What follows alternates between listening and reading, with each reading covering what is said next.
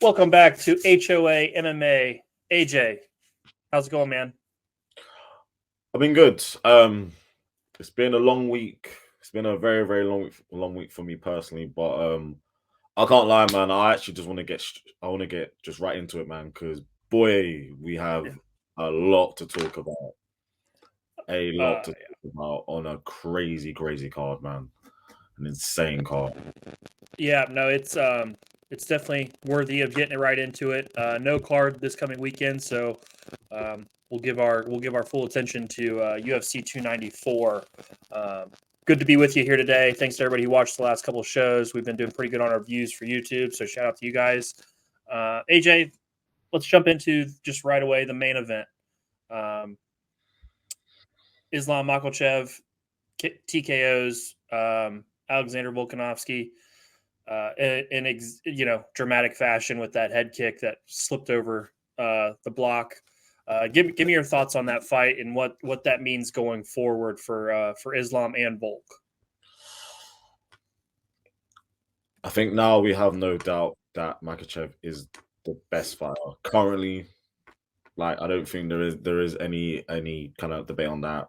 Mm-hmm. Wanted number one pound for pound is John Jones. John Jones is the greatest of all time, but he's had one fight in 3 years Yeah. based on activity. The way pound for pound works is it's very fluid, and it matters in terms of your activity and the kind of opponents in which you faced.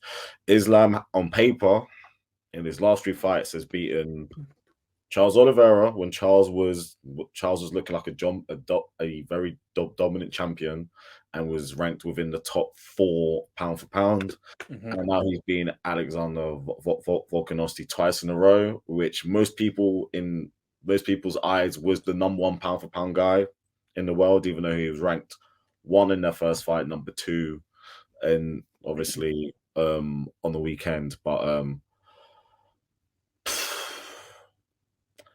if you were to tell me someone got a KO in the first round, most people were to pick Volk. Right. The fact that Islam beat him in the area where people thought Volk had the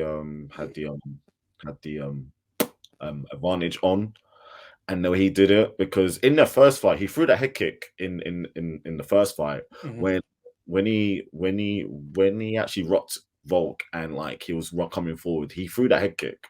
Yeah. Volk managed to like slip it, but that head kick was kind of there. But in this fight, when it was on the feet, when they were exchanging strikes, he was being smart. Islam was obviously he was using his reach, just using a body kick, just kicking at him. For one, he knows that Volk probably only has 2 to 3 rounds of like cardio because he's coming on 11 days notice. So if you're kicking around that mix session, that is going to really hurt the tank. Mm-hmm. And two, it's going to make him lower down his arms. And considering that Volk is notably shorter than him, that's gonna open up the head kick. That's gonna open up the head kick all day long. I felt Volk did good in terms of him in the clinch. Like his clinch work was really good because normally when Islam gets you against the cage, it's kind of over. Like most times he'll kind of ragdoll you. Volk did well to kind of like counter that, even though eventually Islam will like kind of like dominate that position, but he did well enough to kind of like get out of danger per se. Mm-hmm. But boy, when Islam threw that, when Islam was just throwing from the body kicker, when he finally went up top, and like you said, Bolt does everything right in a sense that he has his hand up. Unfortunately, you have him for 4 ounce gloves. In Yeah. if this was kickboxing with a bigger glove, that would have been enough to kind of like cushion the blow. With MMA, your hand has to be up perfect, and it Yeah. was 95% perfect. And they managed to wrap around the top and hit him right around the temple. Mm. His balance is gone. He's pretty much, and the thing that made it so definitive was that when Islam went for the ground and pound, he got his knee underneath his chin, so he's trapped. He's Yeah. pinned, It was. and he's just hammering away, and Volt was out. I know Volt kind of came to very quickly, but he was out. If you saw the way that he was teaming off with him, and his head was just like bobbling all Yeah. over the place, Volk was out. So Mhm. this pretty much just like settles everything good. What happened in Perth, how close that fight was. Granted, it was a great fight. It's still fight of the year for me personally. But in this fight, we can talk about 11 days notice all we want. Makachev made that decisive, and he is now, right now, today. I'm not talking about all time. I'm not talking Right. about all time, but currently, right now, and he is the best active MMA fighter on the planet. And to do that, and again, to do that to Volk, very Yeah, impressive. it's Very um, impressive. yeah. Just to piggyback on a lot of things that you said there, um, to come out and beat a guy as good as Alexander Volkanovski 2 times. I know there's some parameters around each time, but to beat a guy who's that good and that talented, the way Islam has, it has definitely cemented his place as one of as the best fighter alive right now. And going forward, this is a very strong foundation for his case to start to etch away at Khabib as the best at 155 of all time, in my opinion. This is the building blocks to keep going up and potentially get to that point where, and me and you kind of had this conversation, um, and I don't think it's a stretch. I'm pretty positive. I'm not sure if I have what you said incorrectly. Fill me in. Islam has more tools than Khabib ever had in terms of adding the striking, the danger on the feet that he presents to almost anybody is something that Khabib never really had. He did show it a time or two against Conor where he really outstruck Conor a little bit. But I feel like Islam has all the tools to be better than Khabib at 155. What are your thoughts on that comment? If you're talking about just as an overall like fighter, Islam is more well-rounded right now, Mm-hmm. and he's been that for a very very long time. Khabib was so relentless in terms of his wrestling and his grappling, whereas he would make sure he will shoot and he will keep going until he eventually just drowns you and kind of like overwhelms you. Mm-hmm. If Islam can do that. He can more than do that, but he's a bit more technical with it. Like he has a bit more. He's a bit more polished. Even though I would say Khabib is probably still the better grappler, but if you're talking about in terms of on the feet, it's clear. Like Yeah. Khabib never had this level of like Right. level as a kickboxer. It's Right. just like you wouldn't see him throw kind of like the head kick like that. His striking was very basic at best. Mm-hmm. It was enough for him to get by. I know a lot of people put a lot of stock into the fight against Conor when in round 3 or 4 when he kind of like drops him. But when you're kind of ragged down someone so much and they're kind of like that tired and they're so a bit concerned about the takedown, that opens up the hands. We saw that For sure. with Chad Mendes. Chad Mendes was small, stocky, come from a wrestling background, but he had that big power in his right hand that opened up that kind of tool for him. I will also say Khabib doesn't have a win as good as Volk. No. Yeah. I mean, and this is like people are going to be like, "Well, Prime Connor was he wasn't Volk. He just wasn't." Yes, there was more excitement around it, but he wasn't Prime Volk. So I totally agree with you there. Just to counter what you said about Khabib, do you think that Islam doesn't fight that style where Khabib had to wear you down because he's better? His stand-up's better, where he doesn't have to try to drown you like Khabib did. I feel like that plays into it a little bit too because he doesn't have to go to those lengths to beat you. Yes, in a way, yes. I think it is at this point. He knows he's confident in himself where where wherever the fight goes, I'm confident that I'll go out and beat you. Especially now, the fact that obviously there was a lot of questions about after the first fight, when you saw the way that he was kind of like marked up and Volk wasn't really that banged up Right. in terms of like looks wise. The fact that he can go against someone who was so good on the feet as Volk and just put him out, and the fact that he has that elite wrestling there, like he already knows if anything goes wrong, 9 times out of 10, I'm going to be able to out wrestle you. Yeah. So he's kind of like, okay, cool. I can go out there and let you just take it down and let you just like out grapple you and drown you. I can do that, but Right. I also have other facets to my game as well. So he's very comfortable everywhere, and that's what makes him very, very dangerous, because it isn't just a case of, okay, because he's good at wrestling, it kind of opens up like the striking. His striking's as good as it is, Yeah. that because his wrestling is so dangerous, it makes his striking, which is a very high level, even more dangerous. So moving forward for him, I feel like he probably just needs to. I know he's talking about trying to move up in weight. Um, Yeah. I guess the only caveat is that so far in terms of his reign as champion, he hasn't fought an actual lightweight yet. He's kind of only defending against Volk, who's obviously moved up, who is a all-time great.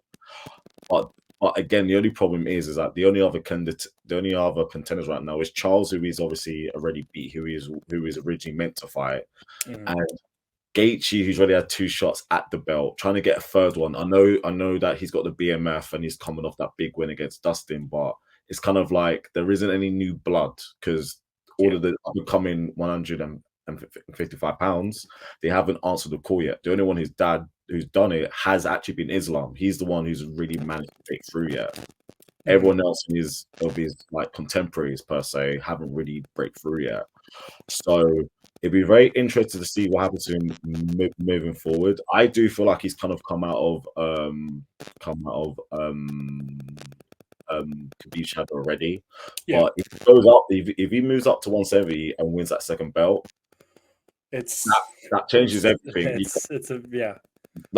You can't, like that there's a whole different conversation. Mhm. Whole different conversation. Yeah, I'm with you on that. Personally, before we move on to the co-main, I would like to see Justin Gaethje get one more shot, and then if if he loses, that's it. I'm good. I just feel like this Justin Gaethje feels a little bit different. It just feels a little bit different to me. I don't know if he can beat Islam, but I don't know. It's just I'd like to see him get one more chance. I thought that when after when he beat Tony, and it Yeah. just Yeah, no, I'm with you on that. Let's move on to the co-main. Kamaru Usman versus Hazmat Chimaev. I want to start off by saying just massive, massive respect to Usman coming in and just fighting a really good fight after that first round. I mean, he fought a really good fight after that against a guy who's just supremely dangerous. Um, you know, Chimaev gets the decision. AJ, what did you think about that fight? We got to see peak Chimaev in the first round, and then we get to see him weighing into the later rounds where you can see him getting tired and where people can potentially beat him if you can last long enough. What are your thoughts on this fight? In the first round, I was shocked at what I saw, because I've never seen anyone ragdoll Usman like that on the Right? ground. Well, like, it was just insane to see.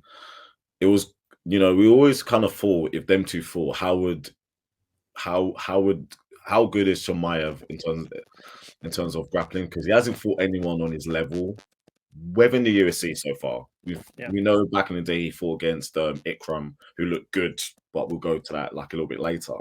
But in the first round, I was just in utter shock. I was just like, he's actually just doing what he does to everyone else to Kamaru Usman, who Crazy.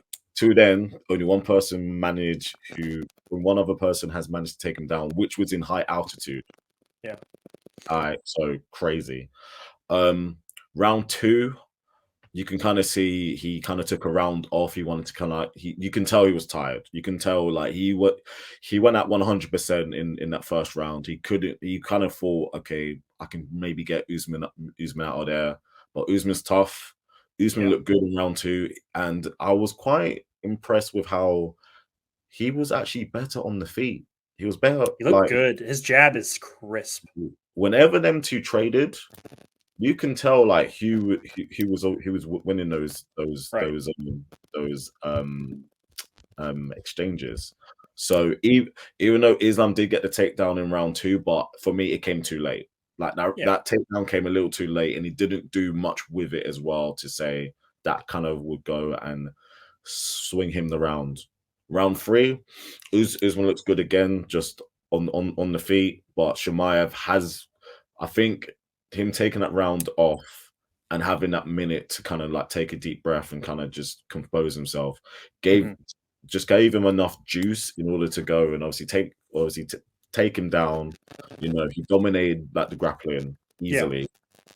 When the fight did get up on the feet, when Usman kind of went, I'm kind of gonna go for it, even though it was with like a few seconds left. Hmm.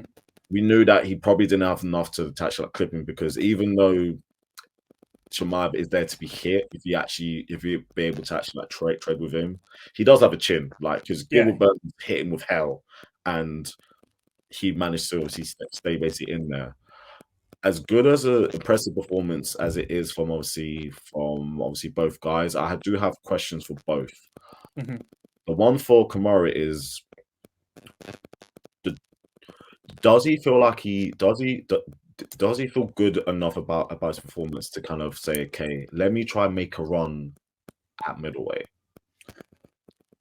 I felt good about his performance on 11 days notice at at that weight. I would like to see him try. I Yeah, would like to see him fully prepared for a fight at this weight. yeah. I if you can do that on 11 days notice, I would love to see you get with 2 or 3 months build up to this weight. So for me personally, to that point, I would like to see him give it a try because he's not getting another title fight at 170. It's just not going to happen while Leon's champion, and they've got a lot of other things going on at 170.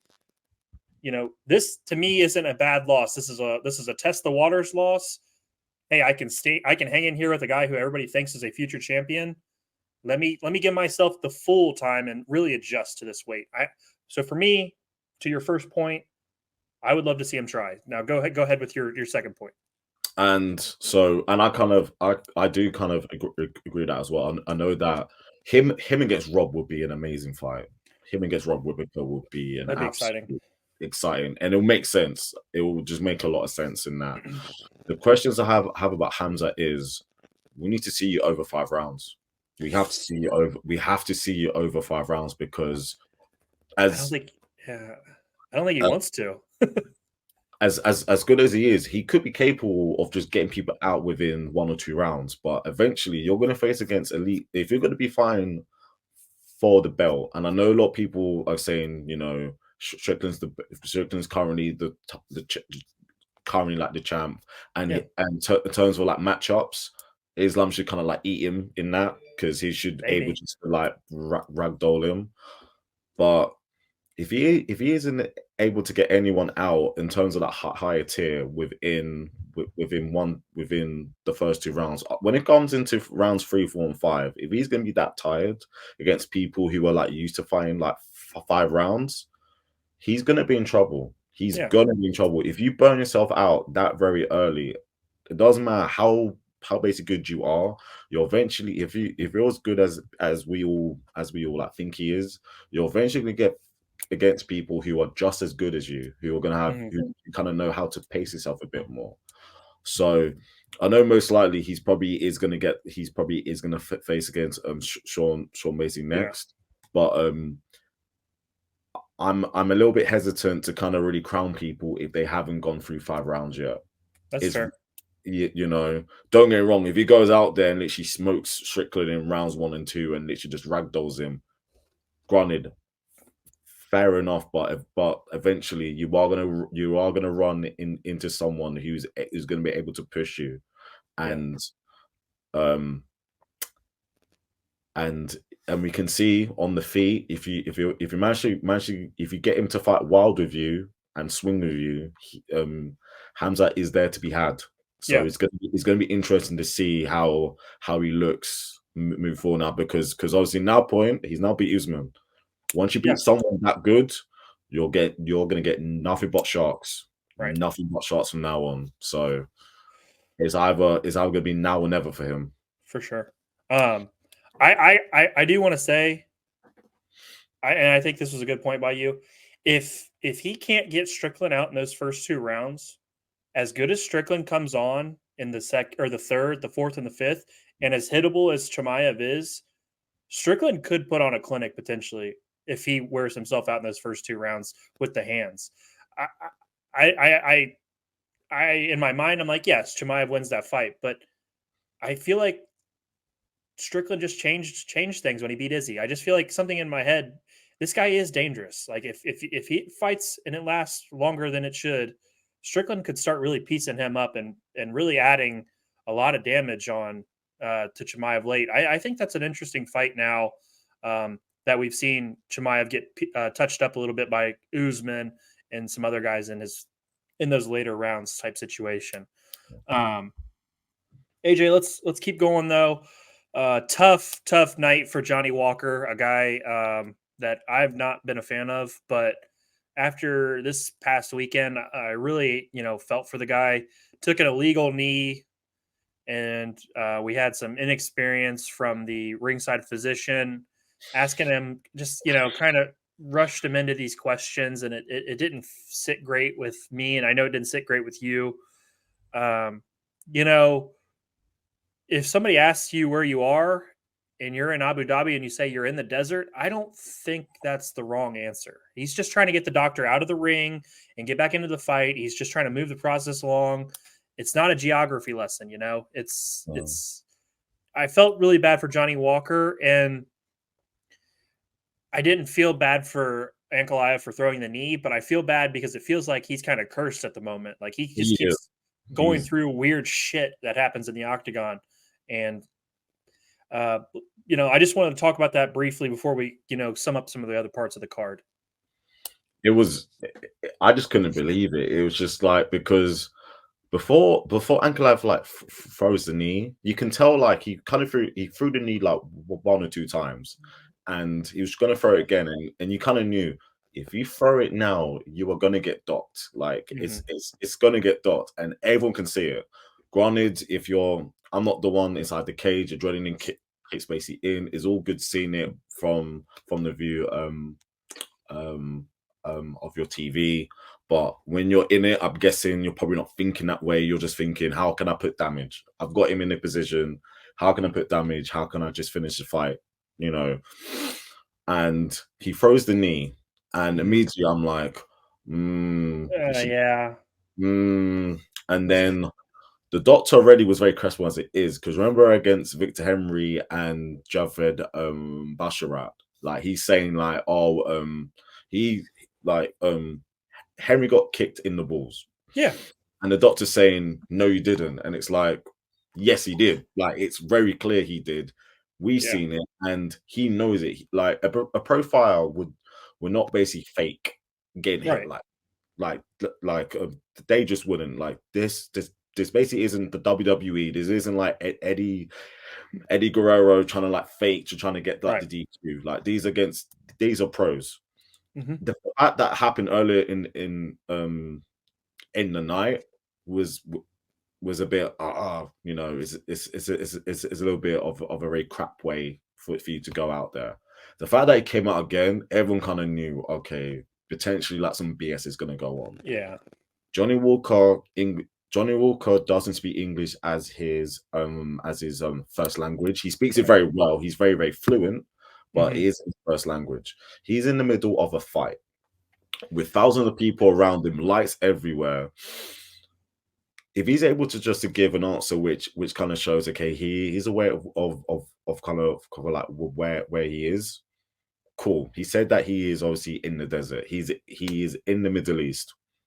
We so most people outside of those regions who are probably not the most geographical like Hmm. um knowledgeable people will associate that with sand. That Yeah. for me would have been good enough. He just wants to go out and fight. He's not Right. thinking about, okay, let me make sure, answer the question in the most concise way possible. How simple of an answer can I give so I can go out there and fight? Right. I did also feel like the ref didn't give Walker enough time to kind of like clear his head before they brought the doctor in. Right. I agree. He had about 5 minutes. I know they say, oh, um, the ref doesn't have to give him, like the whole 5 minutes, but he could have given him a lot more time to kind of just like clear himself For before sure. bringing like the doctor in. It was a shame because for Ankala's point of view, he was dominating the fight. He was starting to come on strong Yeah. until we went and messed up. I feel bad for both people. They have to run it back. They have Yeah. to run it back. It's very Yeah. clear. I would like to see it in December. Just have it on, around the very end of the year. But they Hmm. have to run it back. And for Anchor Live, he's probably thinking, if I go out there and I smoke Jordan Walker, I'm 1 or 2 fights away from getting back to the belt. Now he's literally back to square one. Yeah. Totally with you. I totally agree with you. Let's jump down. Uh, we don't really need to get into it because it was very dominant, but Ikram is really, really, really good. He's a That problem. guy that He's a guy problem. is dangerous, and that's a guy to watch because that man can fucking fight. He's a Uh, problem. And the fact is, he hasn't really shown how good he is on the ground yet, considering his background in sambo. mhm. He's a problem. He's a problem. He's a Yeah, problem. and then a really nice guillotine choke from Saeed Nurmagomedov in his fight against Gufarov to round out the main card. And then let's talk about Muhammad Makayev beating Tim Elliott at the prelims main event. You know what I mean? What'd you think about that one? I thought that was a pretty good fight. Mo is everything in which he says he is, and what most people think of him. He's special. Like I remember we were talking about it when we were watching the fights, and in the third round, when like he does that peek out, so when he peeks It him out, was lifts him up. That's that takes incredible technique to do. it Like was he could be probably pound for pound top 5 grapplers within the UFC. Like he's like in terms of his technique is so sharp, oh man that dude. cr- crazy good. I don't know what I texted you something right when it happened. I don't know what I texted you, but I was like, just my mind was blown by how just smooth and technical he was on that. Yeah, that guy at flyweight is going to be an issue. I thought he had a good call out after. I'm just looking forward to getting him back in there. Let's keep it going. Um, Also, just wanted to talk to you about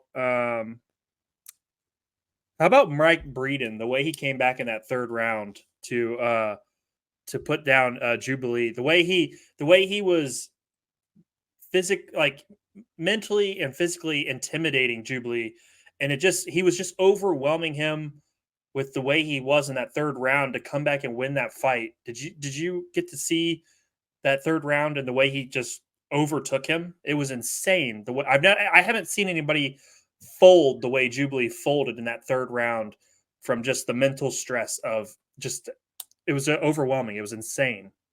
Well, Um, pardon the pun, but Breeden just has that dog in him. Like he's sitting um, there barking at. Oh my god, it was wild. crazy. And against someone who was 7-0, like he kind of showed him, okay, this is your welcome. This is your welcome to the big league moment. Because Hmm. good as he was, he probably hasn't faced much adversity in his MMA career so far. And Breeden has kind of been getting like whooped a lot in his like Yeah. recently as well. And Breeden said, okay, I'm literally just gonna, just I'm literally just gonna keep calm. What can I do to throw him off his game?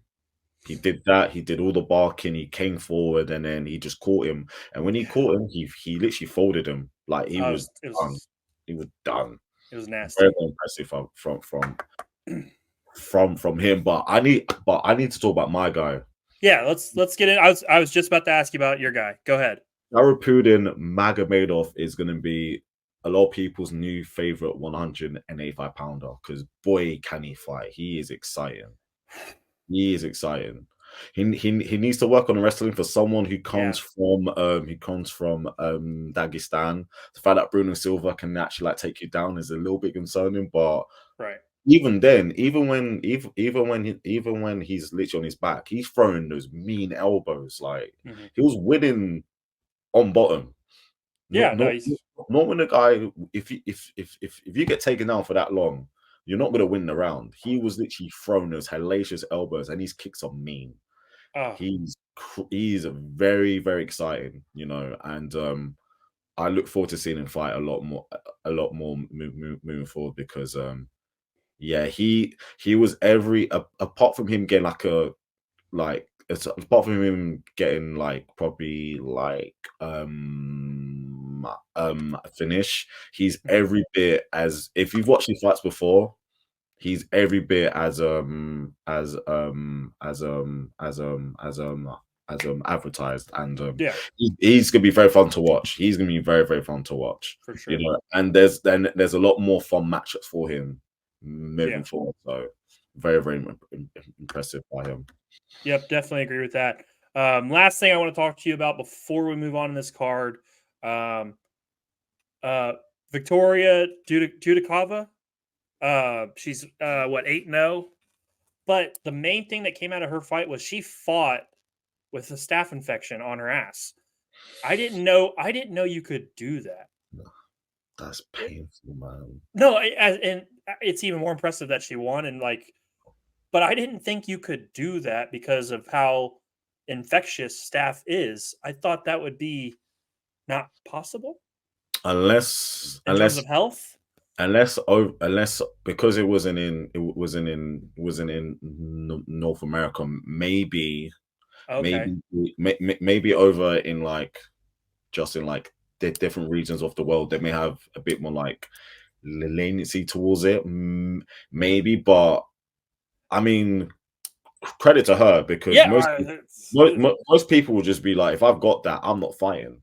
But she Yeah. wanted to go out there and just make a point. But yeah, and stuff and crashing on your fucking ass, yeah, Yeah. that's It's just I mm, feel terrible for her because that sounds just fucking painful. terrible. Yeah, But then you go out and you kick another woman's ass. Like it's impressive, but at the same time, I thought health and safety regulations. Anybody?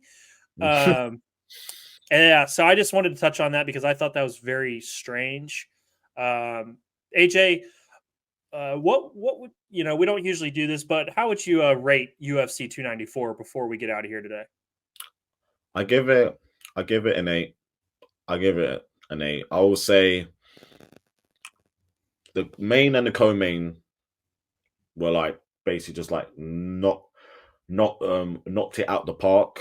Yeah, And the first two fights on the main card, they was very impressive wins.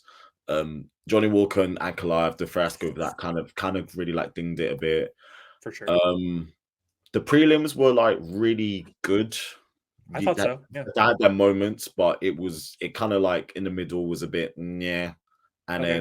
then I'll say the early prelims were a lot more fun. I like Yeah. the early prelims a lot more than I did the actual main prelims. So overall, I'll give it around an 8. I'll give it Okay, around. I think that's fair. I'm right there with you. I might go 8-5 because I think Mo getting the winning the way he did for the prelims co-main, and then I do think you have to dock it probably a number because of the ankle eye of Johnny Walker stuff. So I think, and then like you said, there was a little bit of a lull there. So I think 8-5, 8-5. I think we're right in the same range. Um, yeah, I thought really great night. We got the weekend off here from the UFC, and then next weekend we get back into it. So, AJ, unless you want to talk a little film real quick, let's get out of here for today. No film No film. because I feel like we can't go with at least touching on what's going to happen with 295 because boy, Your guy is in trouble. boy. Your guy is in trouble. way. That the fact that we've got okay, for anyone who doesn't know, Aspinall and Can I say this before you go? You God, called this a while back. You thank called you. this a while back. So continue, but I just wanted to give everybody a little heads up. You did call this. You said it was coming, but move on. Let's keep going. I'm listening. So most people don't know John Jones has injured his pec. I Tor- feel Tore it like off. Tore it off the bone. bone, like based Yeah. like the tendons. He's out for 8 Oh. months.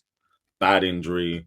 Yeah. So they've obviously now given us a interim title fight. We've got Sergei Pavlovich, who's been last 5 or 6 fights, first round KOs, just starching everyone, and then against Tom Aspinall, who has the shortest amount of like fight time as like a heavyweight.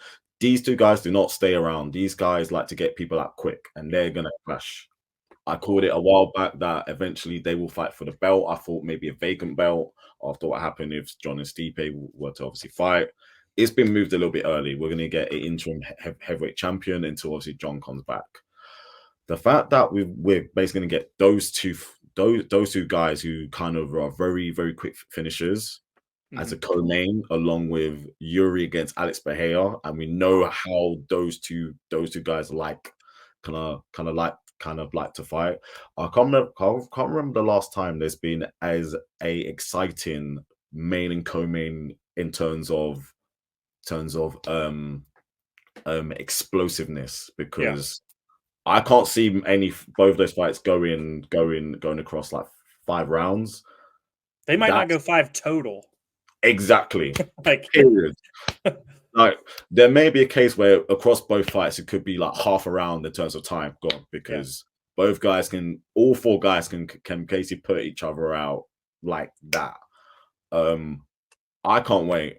I Yeah. can't wait, man. Because don't get me wrong, I'm kind of sad we're not going to see John against obviously Miocic, but boy, like again, the UFC know how to pull out backup fights Yeah. and make it a lot more interesting. For sure. So I can't wait for that. I Yeah, can't wait. no. That's super, super exciting. I'm glad you brought that up because I just slipped my mind. Obviously, we'll break that down a little bit further here in 2 weeks, but excitement for that fight is at an all-time high. Um, before we get out of here, do you think Stipe is done? Does he wait 8 more months to fight John again? The only thing is, I would say so, only because if we get like an interim champion, Yeah. the next guy, like the champ fight, has to be against the interim. Like it kind Right. of makes sense, right? And Stipe hasn't fought since 2021 when it was a long time ago. And last time we saw him, he literally got slept. He got Yeah. literally sent to the shadow realm. You know, he hasn't fought anyone since then. And in terms of heavyweight like division, it's changed a lot since then. There's a Mhm. lot more up and coming guys who kind of broken and kind of made through. The fight with John was only because it was kind of rumored that it was going to be both their last fights. You know, John wanted to fight back home, you know, Yeah. against it gets a legend. If he fights against the greatest heavyweight ever, if he Mhm. goes out and beats him at Madison Square Garden, he can kind of go, this this is me done. I've got nothing left to prove. Right. In terms of obviously Miocic, if I can go out there and I could beat John, I can bow out. You know, Yeah. I want to. You know, I face against DC, who is an all time great. If I can beat the only other guy he managed to go and beat him, I've got everything else. I've got nothing Right. else to prove. If I can beat the GOAT and bow out, cool. You know, and he's what, 41? Are you Yeah. really going to wait 8 months as well? And to be fair, at this point, it wouldn't really look good if you have if you have someone who's currently, you know, the heavyweight interim champion, and they're not fighting John next. It kind of stinks. Right. So For me, if I'm Stipe, and I know he's handled this latter part of his career very oddly, in my opinion.